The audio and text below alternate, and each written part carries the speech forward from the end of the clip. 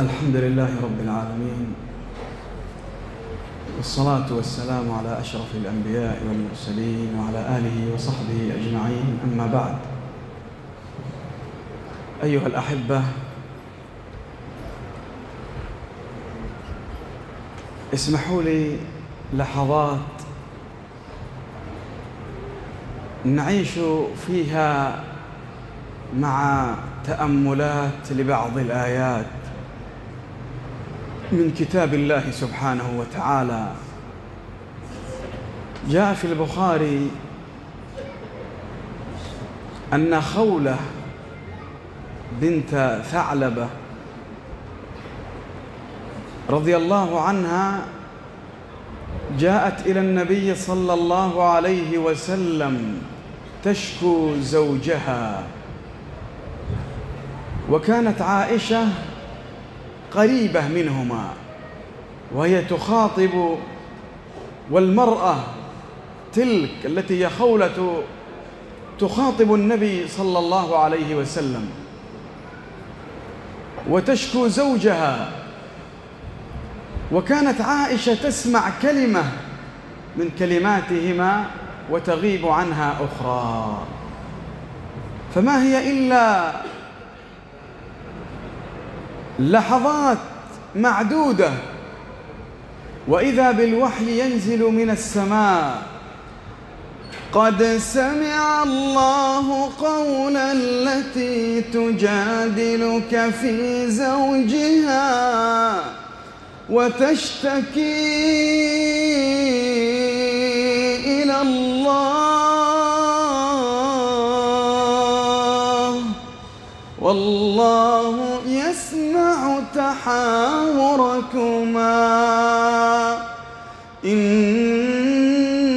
الله سميع بصير.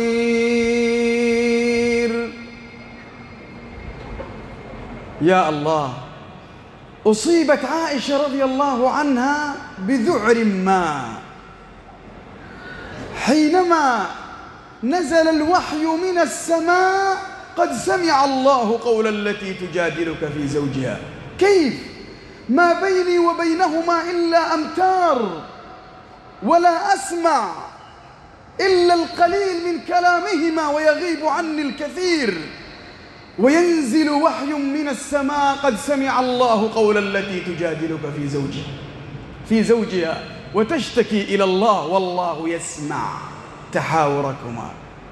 المسألة أحبتي إيمانيا سهلة، كلنا نؤمن بذلك، كلنا نؤمن أن الله لا تخفى عليه خافية، ولكن إذا حدثت التفاصيل وشاهدت هذا الأمر بنفسك لابد أنك ستصاب بشيء من الدهشة. قد سمع الله قول التي تجادلك في زوجها وتشتكي إلى الله. كانت عائشة رضي الله عنها بعد ذلك تقول: سبحان الذي وسع سمعه الأصوات. هذه الآية وأمثالها أيها الكرام من الآيات المخيفة، من الآيات التي تبعث في القلوب الخوف والوجل والخشية لله سبحانه وتعالى. مثل هذه الآية أيضا قول الله جل وعلا حينما كان المشركون يسبون رسول الله صلى الله عليه وسلم ويطعنون في دينه، فما يلبثوا قليلا إلا وقد نزل الوحي من السماء يفضحهم، فقال بعضهم لبعض: إذا أردتم أن تتكلموا على محمد فتكلموا بصوت منخفض حتى لا يسمعكم رب محمد فيخبره.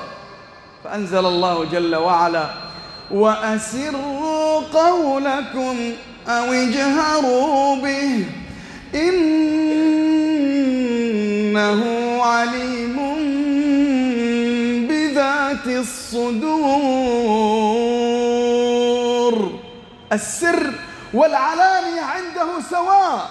تكلموا سرا جهرا في نفوسكم لا تخفى عليه خافية، لا يخفى عليه شيء من ذلك. ثم قال سبحانه وتعالى بعدها: ألا يعلم من خلق وهو اللطيف الخبير. كيف لا يعلم بشيء وبتفاصيله وهو من أوجده وخلقه وصنعه؟ كيف لا يعلم بتفاصيلك وما تبديه وتخفيه وهو من أوجدك وخلقك سبحانه وتعالى؟ ألا يعلم من خلق وهو اللطيف الخبير. يقول سعيد بن المسيب رحمه الله تعالى أن رجلا كان في بادية وتحت أشجار كثيرة كثيفة، فقال في نفسه يوم أن كان قد قرأ قول الله: وما تسقط من ورقة إلا يعلمها. قال في نفسه والأوراق تتساقط بسبب رياح الخريف، قال: أترى أن الله يعلم هذه الأوراق وتساقطها كلها؟ يقول ابن المسيب: فسمع الرجل صوتا من الغيضة، صوتا عظيما يقرأ قول الله: ألا يعلم من خلق وهو اللطيف الخبير. سبحانه، ما أوسع علمه وإحاطته بعباده، فما علينا إلا أن نراقبه، ما علينا إلا أن نخشاه، ما علينا إلا أن نخافه جل في علاه، فإنه يعلم السر وأخفى. يا الله، يعلم السر، السر معروف، فما هو الذي هو أخفى؟ ما هو أخفى من السر؟ يقول العلماء: هو الوسوسة التي هي أخفى وأدق من السر، لا تخفى عليه سبحانه وتعالى. ما أعظمك ربنا سبحانه، يراقبنا، يراقب الحركات والسكون، حتى حركات العيون لا تخفى عليه، حتى عبوس الوجوه لا يخفى عليه. عبس وتولى أن جاءه الأعمى، رآه ربه سبحانه وتعالى. أوما سمعتم قول الله سبحانه وتعالى عن الوليد بن المغيرة: إنه فكر وقدر فقتل كيف قدر ثم قتل كيف قدر ثم نظر. هل تأملتم هذه الآية وأنتم تقرؤونها واستشعرتم مراقبة الله؟